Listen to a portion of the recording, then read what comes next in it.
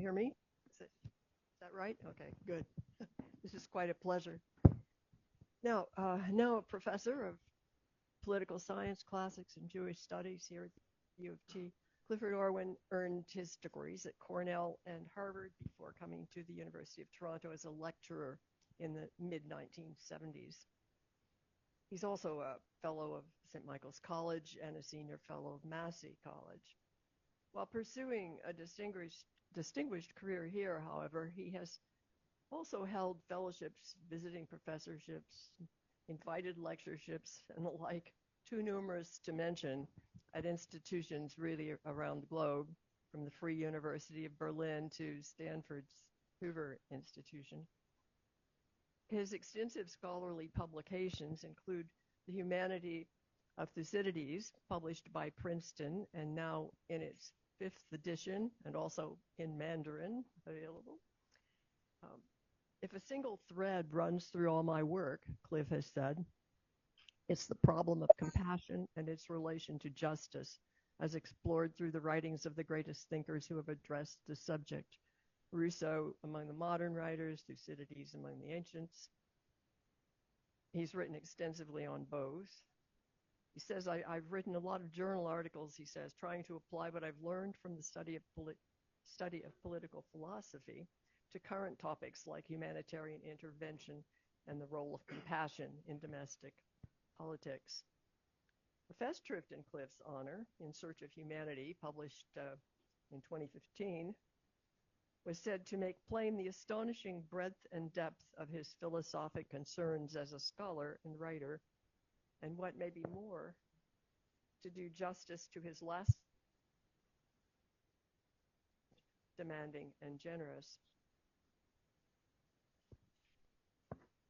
This commitment to teaching has been recognized in 3 awards here at the U of T, including the inaugural J.J. Barry Smith Prize for Excellence in Doctoral Supervision. Well, in addition to having an outstanding academic and scholarly career, Cliff has contributed notably to public discourse in his journalism, publishing more than 100 columns, probably 200 in Canadian national newspapers, the Globe, Post, as well as opinion pieces in the New York Times, the Chicago Tribune, etc. He has appeared on CBC Radio's Sunday edition and frequently on TV Ontario's The Agenda, the public affairs show. In short, Cliff is what he has been called, a formidable scholar and astute Canadian public intellectual whose influence for the good has ranged far and wide. Well, perhaps especially relevant this morning to note that he was a member of the CBC radio team covering the US election night results in 2008 and appeared on CBC News World to discuss the Obama presidency. And since then, his continuing op-ed pieces have featured such intriguing headlines as Is Trump a Fascist? That was back in December 2015. Dear President-elect, please prove me wrong again, November 2016. Impeaching Trump could make matters worse, September 2019.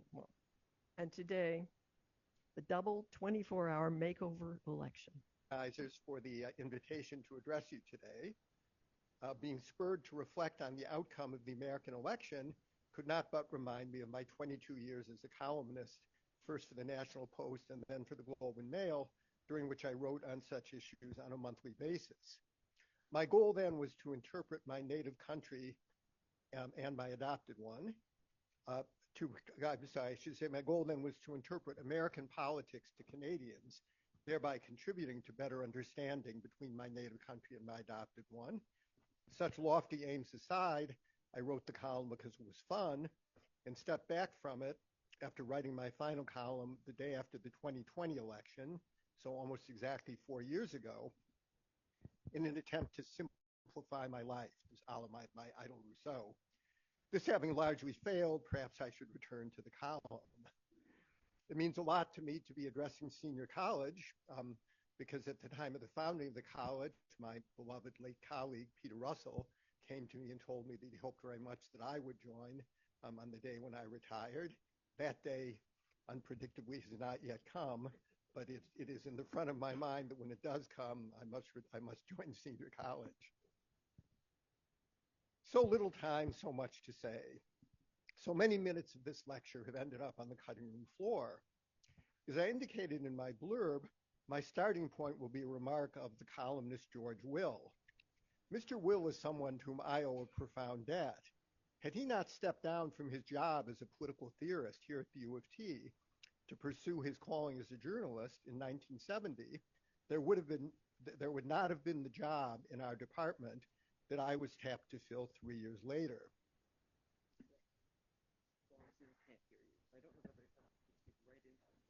Okay, all right. Had Mr. Will retained his position here, he would now be a member of senior college, and I would be out in the street.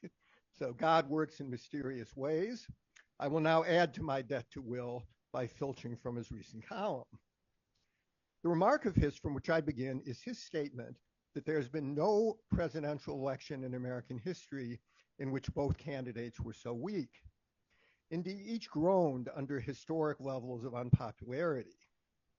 It is conventionally held that the last thing a party should want is a candidate with a high disapproval rating, implying as it does so many people who would not consider voting for him. Both Trump and Harris were saddled with such inauspicious ratings. Indeed, a great many voters were so-called double haters, unfavorably disposed toward both candidates, and we will return to these double haters later. If then you looked at either candidacy in isolation from the other, you might well have concluded that it was hopeless. No candidate as unpopular as Harris could win, nor, however, could any candidate as unpopular as Trump.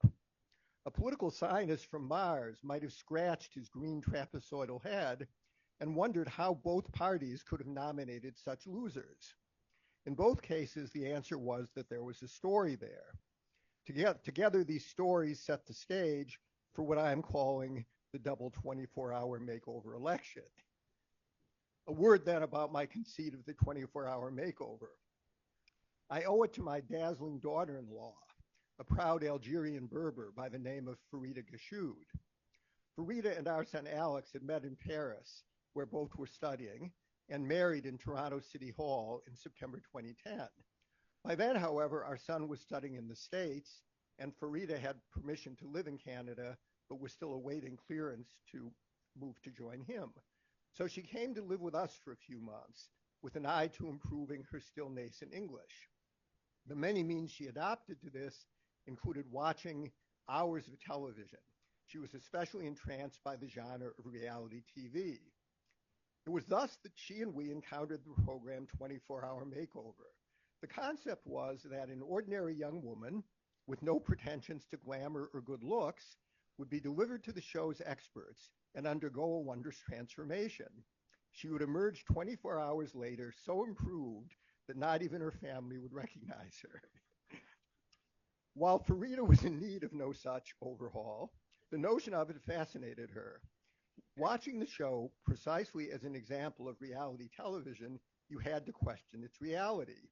Would the makeover stick and the life of the recipient forever altered by it? Would the ugly duckling live happily ever after as a swan? Alas, the week's episode never proceeded beyond the initial oohs and ahs of the startled family and acquaintances. For the reasons stated by Mr. Will, both of the candidates in the recent election were in dire need of a makeover. So what kind did each receive, and how well did it serve them in the election? First, Mr. Trump. Already repudiated by voters at the conclusion of his first term of office, he found himself in a situation from which only one former president had ever recovered. Grover Cleveland, defeated at the end of his first term in 1884, had rallied to gain re-election in 1888. But he had been the only one, and that was then, this was now. True, feelings ran high in the wake of the Civil War and Reconstruction. Cleveland, however, who was regarded as one of the better presidents, was a placatory figure, not a disruptive one. A rare successful Democrat in an era dominated by Republicans, he knew how to cooperate with his opponents. Trump was, of course, quite the opposite. In 2020, he had lost the popular vote to Mr. Biden, himself a rather weak opponent, by 7 million votes, or 4.5 percentage points. He had also lost decisively in the Electoral College. He had managed to lose both Arizona and Georgia, states in which his party had been entrenched, as well as all three of the blue wall states that had voted for him 4 years earlier. Worst of all, he had maintained the claim that the election had been stolen from him, a claim rejected by a decided majority of American voters, and had staged the attempted coup of January 6, 2021. When he left office later that month, only 30% of the public approved of his performance as president. Surely, thought the seemingly sensible among us, to which I must confess that I belonged, Trump had finally cooked his own goose. Even followers as credulous and a party as prostrate as his would now feel compelled to move on from him. We were wrong, of course. The servility of all but a handful of Republican office holders proved boundless. Fed by the fidelity of Trump's core, hundreds of politicians who knew better parroted the claim of a stolen election and frustrated all attempts to call Trump to account for January 6th. Yet the off-year elections of 2022 were, all things considered, a victory for the Democrats and a setback for Trump and the candidates favored by him. And the mounting lawsuits against him, both civil and criminal, would shine a harsh light on his legion of alleged offenses. Unprecedented as this was, no previous ex-president had been criminally prosecuted for anything. How could not so many albatrosses prove too heavy for even Trump's thick neck? Here again, those of us who were expecting Trump's downfall proved too hopeful. In the climate of partisan distrust pervading American life, even well-founded charges were discounted as mere political theater. And there was truth, after all, to the claim that these charges were politically motivated. All the prosecutors who brought them were Democrats, obviously motivated, as prosecutors so often are, by a desire to advance their own careers by taking down Trump. And as prosecutors will also do, they demonstrated great virtuosity in elevating the charges to the maximum level. That is just the way the American justice works. Such hijinks by the prosecutors in no way precluded that Trump was guilty of grave crimes. Yet it was unfortunate that the only case to be adjudicated prior to the election was the one involving hush money paid to a porn star. In the present state of American public morality, or the absence thereof, no one was going to be outraged at such peccadillos, which, if anything, burnished Trump's bad boy image, so dear to his base. And that this trial resulted in 34 felony convictions, a figure loudly bruited by the Democrats. But really now, 34 felony convictions for paying hush money to a porn star? Such overkill only stoked the perception that this was political persecution, a conspiracy, just like the theft of the election, and like it intended to affront the will of the people. Yet for all this, Trump remained a very weak candidate, submerged in a flood of antipathy. However well he played to his base, he could count on little support outside it, and under 40% of the vote will not suffice to win an election. His handlers, therefore, devised the first of the makeovers that redefined this election. They proposed a kinder and gentler Trump. This new Trump was most conspicuously on display in his acceptance speech at the Republican National Convention. This was Trump's big moment, his chance to define his campaign before his largest audience of viewers. It was here that the makeover kicked in. Trump began his speech in a wholly novel spirit of amity. He preached, of all things, concord and reconciliation. And as he began, so he concluded, all sweetness and light, and resolved to be president of all the people. As it was already late when the speech began, and it had dragged on endlessly, I may have been the only person in the Eastern time zone still tuned in at its conclusion, the crosses that we journalists must bear. So you who had gone to bed will have to just take my word for it. This was not the Trump you thought you knew. He was quite a decent and moderate chap, and as such, as unrecognizable as any contestant on the makeover. Well, maybe not entirely unrecognizable. Even in this, his keynote address as the makeover Trump, He could not repress his usual habit of wandering from the teleprompter in directions uncharted by his advisors. And the more he rambled, the nastier he got as he regurgitated the whole litany of his customary grievances. As the speech approached its end, he returned to the teleprompter and therefore to the scripted conciliation. So I'll be returning to this aspect of the Trump campaign. What, however, of Kamala Harris's makeover? The story on the Democratic side was, of course, the wholly unprecedented and unanticipated ouster of President Biden as the candidate. Never in America's history had a party found itself in such disarray as this. Many would blame the Democrats' loss in the recent election largely or even primarily on Biden. Robin Urbach, for example, writing in my former space in the Globe, alleged that the Dems would have had a much better chance of winning had Biden contented himself with a single term and withdrawn from the fray in time for the party to arrange an orderly succession. The winning contender having buttressed himself or herself in the usual way by victory in a competitive primary process, and, if other than Harris, unburdened by affiliation with the Biden administration, would have been better situated to defeat Trump. This argument, while powerful, abstracts from crucial features of the situation. As Urbach herself notes, Biden's musings about abstaining from a second run had been neither public nor explicit, and he seems to have abandoned any such notion about a year into his term. Why had he kept them to himself, and why had he abandoned them? There are reasons other than his supposed stubbornness. In the first place, his fellow Democrats had been loudly hailing his first administration as a brilliant success, which seemed an invitation to run again on so splendid a record. For another, to publicly state his intention of stepping down, or even to mention that as a possibility, would have gravely undermined his presidency. As is well known, presidents tend to accomplish more in their first terms than as lame ducks in their second ones. As lame ducks, they can neither promise nor threaten as effectively as earlier. Attention shifts from what they hope to accomplish to the hopes of others to succeed them. Whatever you think of Biden otherwise, his ambitions were great, and his accomplishments as a president were considerable. He would have compromised them greatly by announcing that he would govern for one term only. Once Biden had decided against making such an announcement, it quickly became too late for him to do so.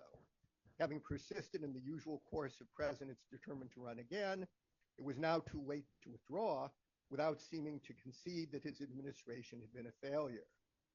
And with Biden on track to run again, the party had to stage those primaries to which even a sitting president must submit, as they alone confer legitimacy. Yet at the same time, it was necessary to rig those primaries by deterring serious challengers, lest the party appear divided in its support of its candidate. In the end, only the obscure Minnesota Congressman Dean Phillips remained to mount a nominal challenge to Biden in the primaries. Perhaps Phillips deserves more than the footnote in history for which he is in store. Alone among Democrats, he was willing to say that the emperor had no clothes and that the party faced disaster if it ran him again. The party, for its part, continued to avert its gaze from the mounting evidence of Mr. Biden's debility, indignantly denying it before the rising. Okay.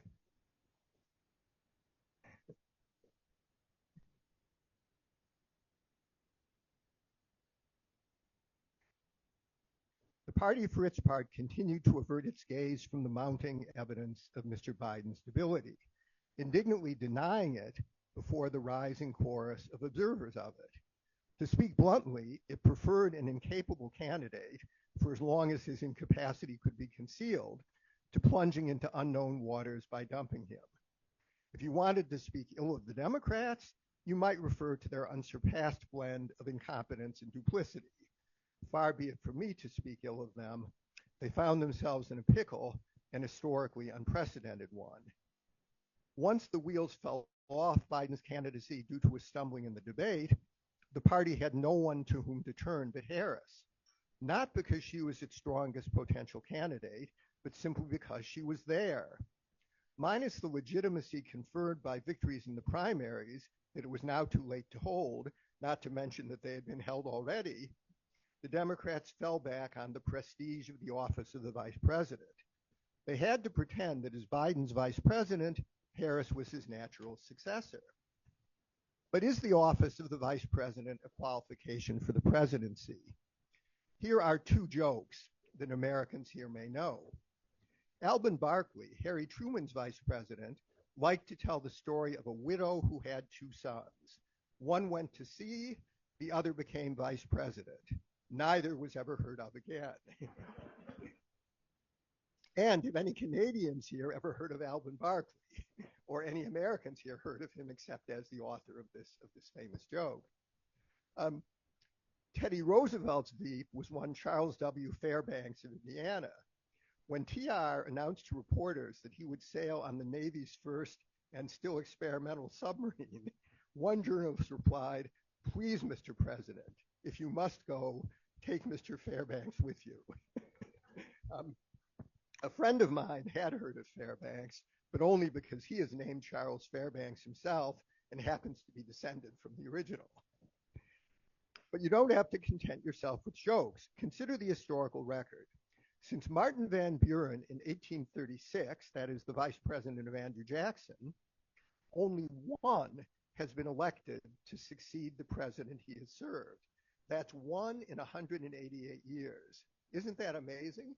Who is that one, by the way? Who was the one vice president who was elected to succeed?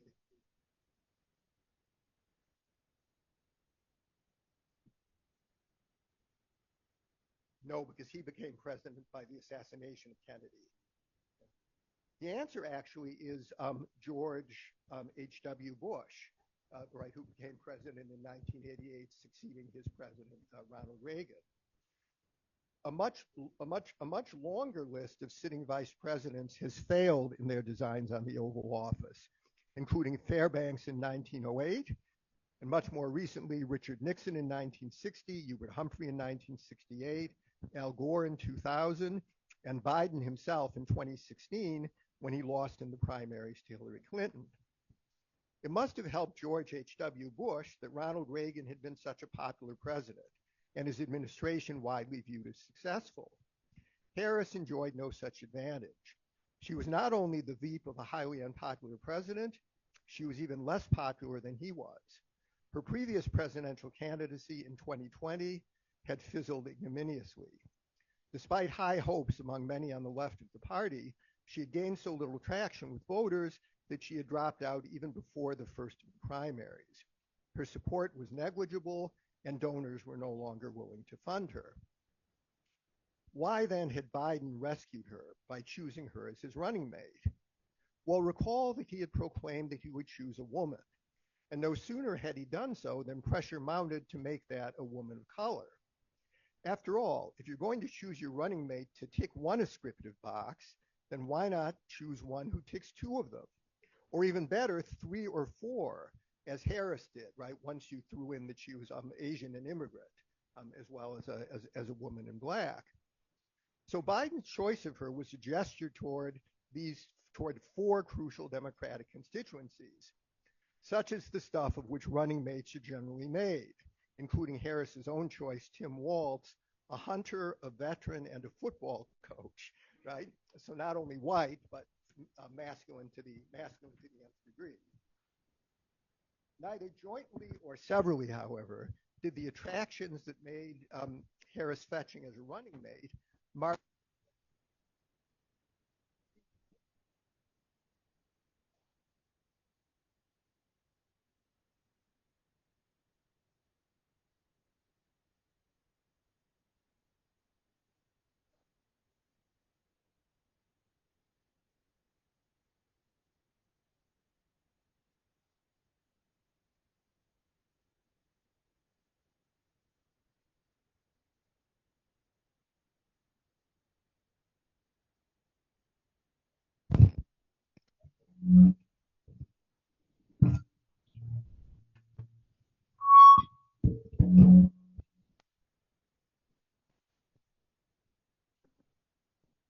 Okay, all right, sorry.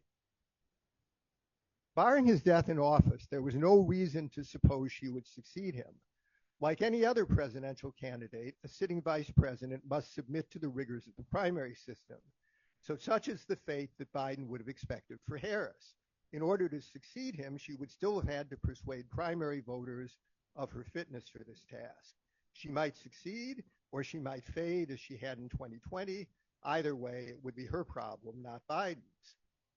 What Biden could not possibly have foreseen was that at the end of their first term in office, Harris would replace him as the candidate for a second one. This was the doing of the party's leaders, Nancy Pelosi, Chuck Schumer, the Clintons, and the party's former and still present primo, Barack Obama. To their credit, they tried to be nice about it.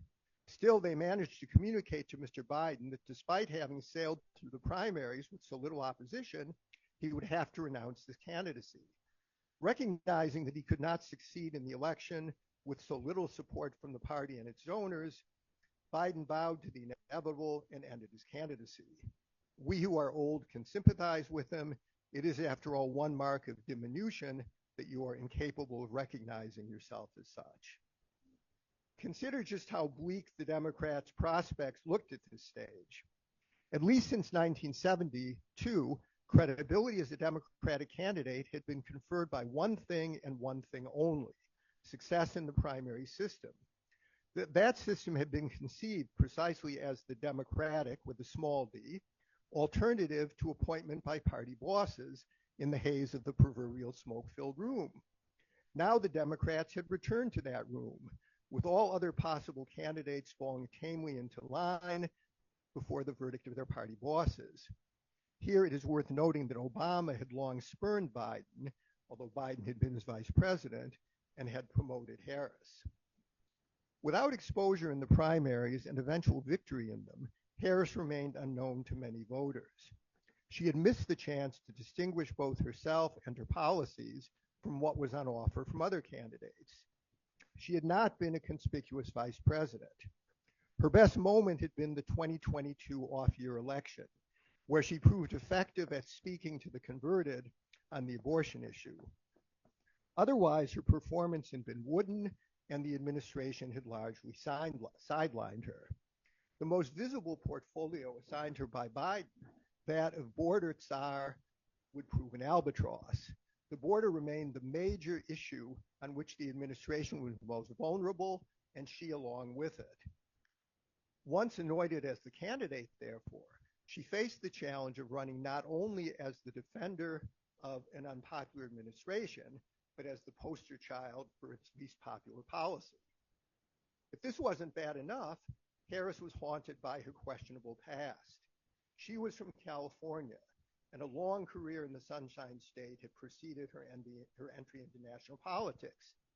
By California Democratic standards, her positions were unexceptional ones. By national standards, they branded her as the candidate from La La Land. And all of it was on the record, more left-wing positions than you could shake a stick at. Hence the necessity of our second 24-hour makeover. Not the mostly accidental candidate chosen only faute de mieux, yoked to an unpopular president and weighed down by her prior baggage, but a bright new luminary on the political scene, the candidate Americans had been waiting for. Now, I must confess I'd never much liked Harris myself. Had never found her sympathetic in either sense of that term. She seemed soulless and dour, a politician to the marrow. Yet even I had to sympathize with the fix in which she now found herself. Given the contradictions of her situation, between her leftist past and her role in a centrist administration, between her wish to pose as an agent of change and the necessity of defending the status quo in which she had been so complicit, was there any chance of her winning over a skeptical public? This was why I supposed all along that Trump would win the election. Yet there had to be some hope for Harris, given Trump's colossal negatives. Thus, Harris was no less needful of a makeover than Trump. That makeover cast her as the candidate of, wait for it, joy. Miss Harris had been called many things in the course of her long career, but bringer of joy had not been one of them. Her campaigns casting her as such betrayed its desperation to craft an appeal It was both positive and non-ideological. Joy was both of these. Yet at the same time, it was nothing if not vague. To present Harris as a candidate of joy made no statement at all about the policies to be expected of her. About these, she remained largely reticent throughout the campaign. The particular issue on which she counted to win the most points for her was abortion. Joy seemed a misnomer for it. Harris's supporters cast her replacement of Biden as a success for both her and the party. In some respects, it was such. Major donors who had tightened their purse strings after the exposure of Biden's infirmities loosened them again, and the money gushed out. So did outpourings of grassroots enthusiasm. The campaign cast this as delight with Harris, although obviously it was compounded also of a deep relief at Biden's exit and deep apprehension over Trump's likely return. Harris's first and only debate with Trump also seemed to go well for her. Virtually all neutral observers proclaimed her the decisive victor, and she received a bump in the polls. Even Trump's inner circle briefly concluded that he was finished as a candidate. Much to their amazement, however, the bump soon subsided, and the polls returned to their previous deadlock. 5 weeks after Harris's coronation, the challenges facing her remained stark. Her standing with working class voters was the worst of any Democrat in modern history.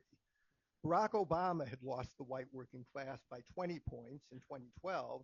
Joe Biden had lost it by 26 points in 2020.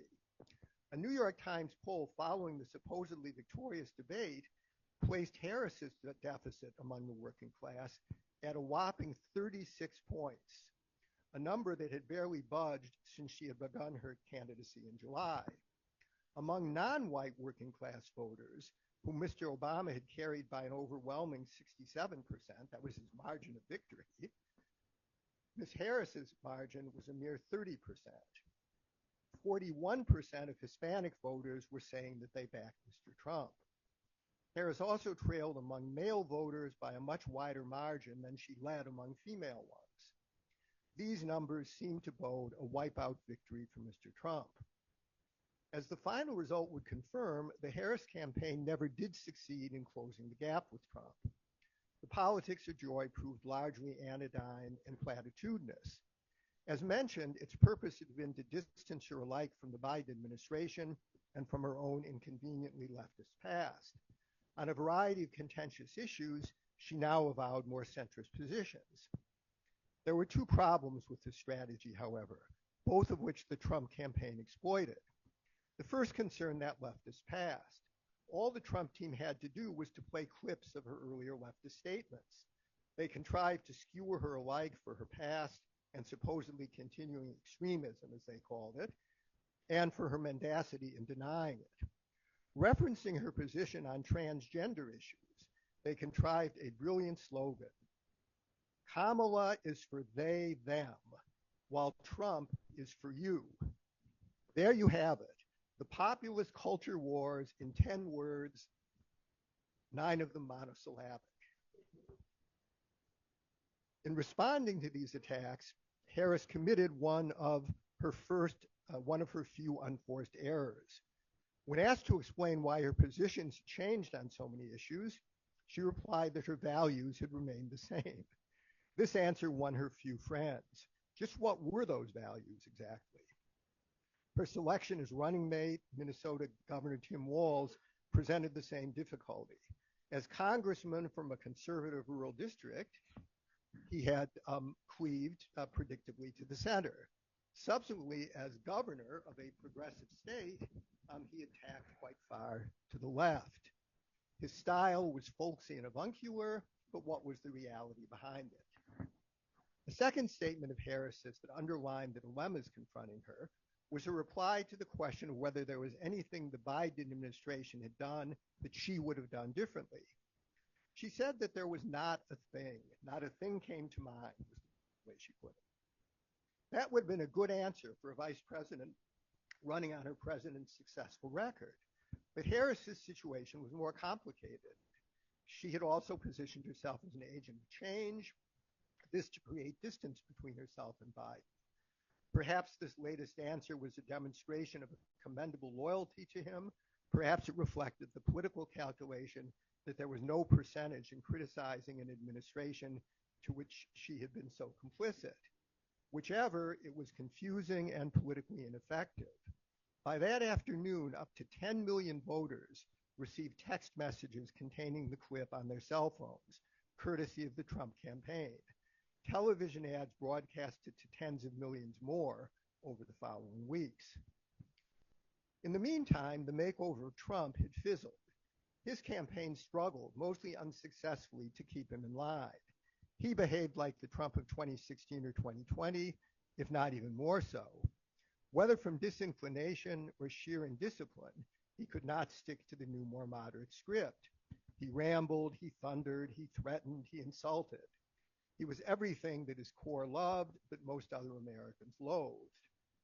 The campaign, however, while its makeover of Trump may have failed, had a fallback position. While letting Trump be Trump, it pursued a strategy no less toxic, but far more disciplined. Eschewing the ground game of the Democrats, which in any case it had no hope of matching, it invested vast sums in social media. In this, it benefited from the guidance of the brand new Trumpist, Elon Musk. While Trump had refused a second debate with Harris, he appeared for nearly 3 hours on Joe Rogan's A-List podcast. He thereby reached a vast audience, rich in members of his target group of younger males. While the Harris campaign gambled by going all out for women, the Trump campaign gambled by going all out for men. Will you all please welcome Hulk Hogan, right? And various other dubious but highly macho celebrities who wandered through the Trump campaign. The Rogan podcast was downloaded on YouTube some 45 million times. Perhaps because of Rogan's obvious sympathy for him, Trump was on his best behavior. He appeared thoughtful and reflective. On the whole, and you might say this was actually the peak of the attempted makeover, and that he chose the right moment. On the whole, however, Trump succeeded not because of the success of his makeover, but despite its failure. He enjoyed the best of both worlds, his coarseness on the hustings, which appealed to his long-standing core, and the sophistication of his campaign in targeting every possible vote. A sensational feature of the campaign were the 2 assassination attempts on Trump. These were another unfortunate first. No previous candidate had ever been targeted. These attempts disclosed a shocking level of incompetence in the Secret Service, whose director was compelled to resign. They also served as a reminder that not all craziness in America dwelled on the right. They helped Trump, who seized the opportunity to play the hero. At this point, you probably want to ask what Trump's victory means. Isn't that what we intellectuals and pundits are supposed to do? Explain what things mean? Yes, and beware of cheap answers to that question. Nothing important in the political world happens for just one reason, and every one of its multiple reasons discloses a different strand of meaning or of meaninglessness, as the case may be. Overall, Trump won because every race is between 2 candidates, and he proved a stronger candidate than Harris. This was already predictable from the defective manner in which Harris had been chosen. As already suggested, there might have been a stronger opponent available, but to determine that would have required the primaries that the Democrats in their ineptitude had already held. What then were the reasons why Trump proved the stronger candidate? Here we would have to begin by listing the grounds of popular complaint against the Biden administration. The election need no more than this. The election need mean no more than this, that voters rejected Harris because of the burden of her incumbency. If that is all that it meant, then its outcome would imply no more for the future than that Trump would be well advised to address these complaints. I spoke recently to a younger voter who described himself as independent. He argued that this election was little different from earlier ones and that its outcome was predictable. Most democratic elections are referenda on the incumbent. This one was no different. He contended that there were among the American people supermajorities of consensus on the following issues: the state of the economy, including inflation, the border and immigration, crime, and wokeness. Of these issues, only the last one was at all new, and in every case, the supermajority of consensus voted ill for the Democrats. First, the economy, the issue that most voters mentioned as their prime concern. Whatever economists had to say about it, a majority of Americans had experienced the economy of the Biden years as bad. They responded as Trump had anticipated, in asking a la Ronald Reagan whether they were better off now than they had been 4 years ago. Yes, as the economists told us, America's booming economy was the envy of the rest of the world. And yes, growth and the markets were up and inflation was down. Still, due to the failure of wage increases to keep up with the galloping inflation earlier in Biden's term, most working class Americans found themselves worse off. Here's a revealing data bite from CNN. There are 3,144 counties in the United States. And how many of those counties had wages kept pace with inflation during the Biden years overall? 4. 4 out of 3,144. It would be interesting to know whether those 4 counties voted for Harris. Second, the border and immigration. These are complex issues, and Americans disagreed vigorously over them. Still, as my informant suggested, there's a general feeling of insecurity abroad, a sense that under Biden, the border and illegal immigration have slipped out of society's control. This unease is shared by many legal immigrants, including many Hispanics. Third, crime. The supermajority of any healthy people is against crime. Whether crime rates are up or down, crime is something people will always worry about. And this worry is closely linked to that over illegal immigration. No doubt Trump exaggerated shamefully, disgracefully, and demagogically the prevalence of criminals among illegal immigrants. Still, precisely because the number of illegals in the country was so high, so too was the number of convicted felons among them, a number on which Trump knew to harp. Lastly, wokeness. Here again, people may have disagreed as to what it was, but a supermajority was against it. I recently read an argument by a highly defensive Democrat that it cannot have been this issue that cost his party the election. Harris did not run as some flaky woke Democrat, but as a middle-of-the-road bread and butter one. While true, this last fact was not decisive. However strenuous Harris's efforts to distract attention from her California past, the Trump campaign would have reminded voters of it. Nor could she emphatically repudiate it without alienating her own core voters. The Democratic Party had a brand, and wokeness was a big part of it. No candidate could have escaped guilt by association with it. True, few voters listed these niche issues as among their top concerns. It would be a mistake, however, to conclude that they did not hold them against the Democrats. The party's alleged preoccupation with such issues was exhibit one of Trump's efforts to paint the Democrats as out of touch with ordinary people. Again, Kamala was for they, them, while Trump was for you. In focusing on these 4 issues, the economy and inflation, the border and immigration, crime and wokeness, as central to the outcome of the campaign, we can see that this outcome was a relatively ordinary one. Or to put it another way, while it might seem extraordinary that Trump won, it should not seem unusual that Harris lost.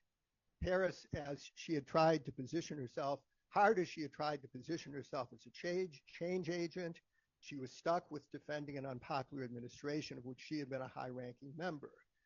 As Hubert Humphrey had worn the collar in 1968 for the Vietnam War, which as Lyndon Johnson's vice president, he had had no choice but to defend, so Harris could not extricate herself from the unpopular policies of Biden. The supermajorities averse to him on these issues conspired to bring her down. I would not say that in retrospect her victory was impossible.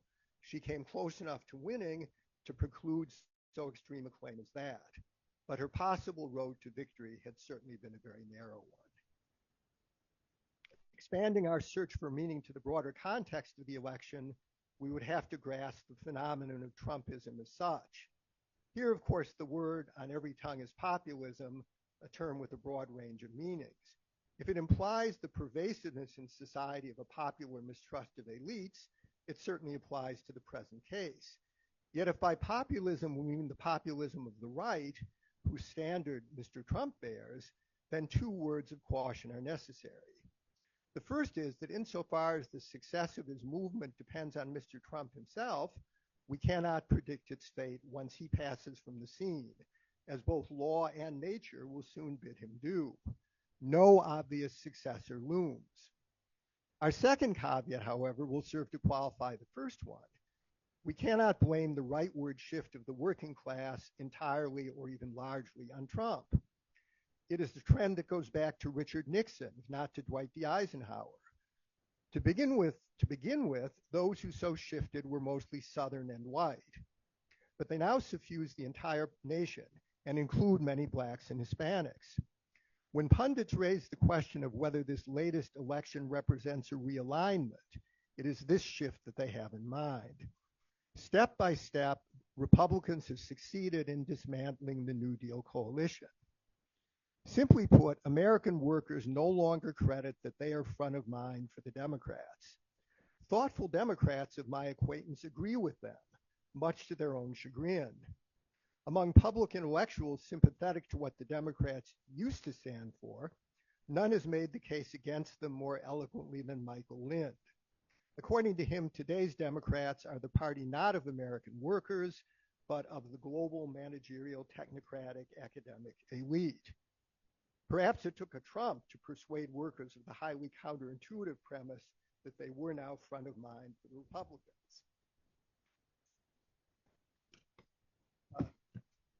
This is the Democrats' biggest problem. I will leave it to them to contend with it. I am not a number cruncher, but as far as can be determined from the crunching of others, Trump's victory was one of turnout. As already mentioned, the Democrats prided themselves on their ground game.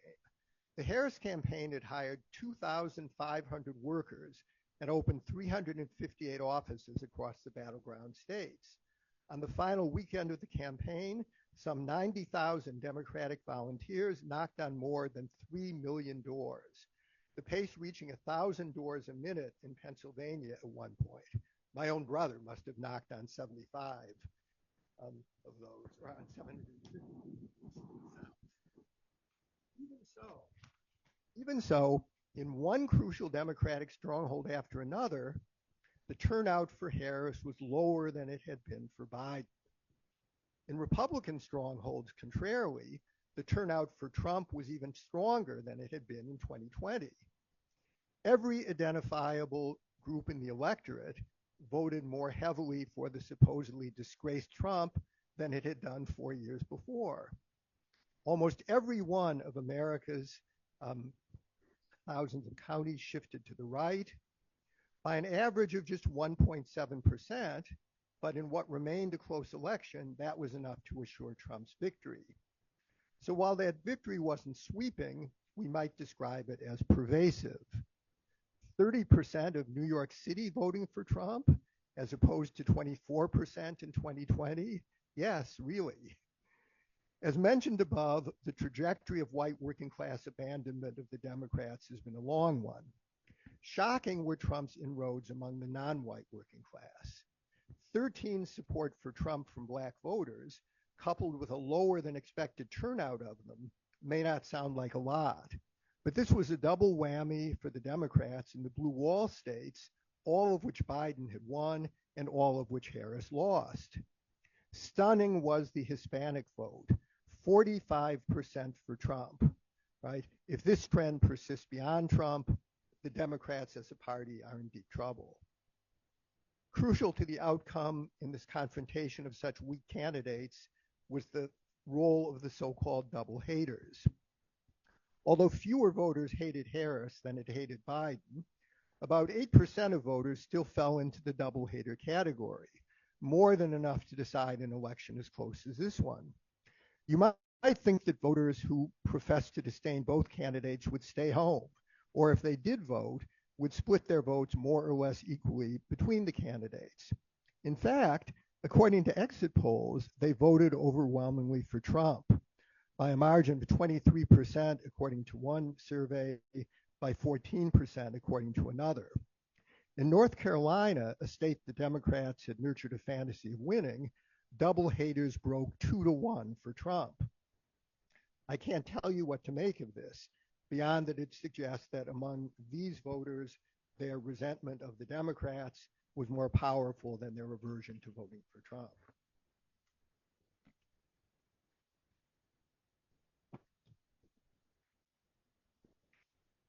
In the end, this was still a close election.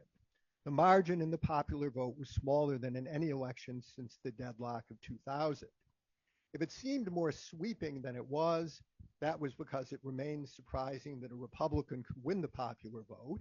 None had done so since 2004, because Trump won all the contested states, and because everywhere throughout the country, the drift of the electorate was rightward. But it now looks as if Trump won't have won a majority of the popular vote. Most Americans who voted will still have voted against him. That is, he won a plurality of the popular vote, but not in fact a majority. Trump should not make Biden's mistake of assuming that he enjoys a mandate. The biggest of the many questions hanging over the domestic results of the election concerns Trump's stated resolve to deport all illegal aliens, some 11 million of them. The goal is crazy and impossible, pending Americans' transformation into an illiberal society. It will encounter enormous resistance. Will Trump persevere in spite of that resistance, or will he, as so often during his first term, content himself with the appearance of having done so? In this, as all else, he will enjoy the enormous advantage of controlling both houses of Congress. But the GOP fell short of the 60 seats in the Senate required to override a filibuster, and the judiciary remains independent. Besides which, of course, the U.S. remains a federal society in which states and cities enjoy considerable power to resist the federal government. Ironically, Democrats, who have spent decades inventing new powers for the federal government at the expense of the states, will now seek to invent new powers for the states, the better to oppose the federal government, and this process has already begun. As for Trumponomics, I will leave them to the economists. I'm certainly not one. I agree with those who see the most likely sequence as a boom followed by a bust. The global consequences of the election I regard as above my pay grade. Unlike many, I don't think they will be all that severe for Canada. Yes, there will be trade disputes, but last time around, Trump's ire fell on Mexico and China, and we got off easy. Our principal cartel, which peddles not fentanyl but dairy, may indeed incur Trump's ire. We will be pressed to increase our defense spending, which would be a good thing. Reason for cheer is that Trump should get along much better with Pierre Poilievre than he has with Justin Trudeau, which, given his personalism, could make a big difference in relations between the two countries. Not that Canada will avoid the fallout from a more agitated global situation, but here so much about Trump is unpredictable. Last time around, he was awful in some ways. In others, his bark was worse than his bite. He was lazy and preferred golf to governing. This may be even truer now that he is 8 years older. Yes, there will be risky trade wars. Yes, if I were Ukraine, I would worry. And those of us who cherish the freedom of Ukraine must worry.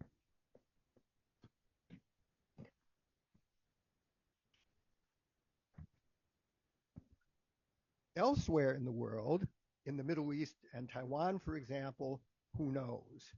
America's military is underprepared and underfunded. Trump promises to remedy both.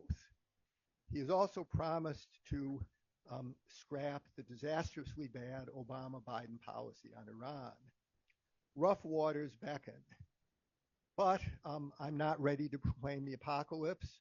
The world survived the first Trump term. If you doubt that, just look around you.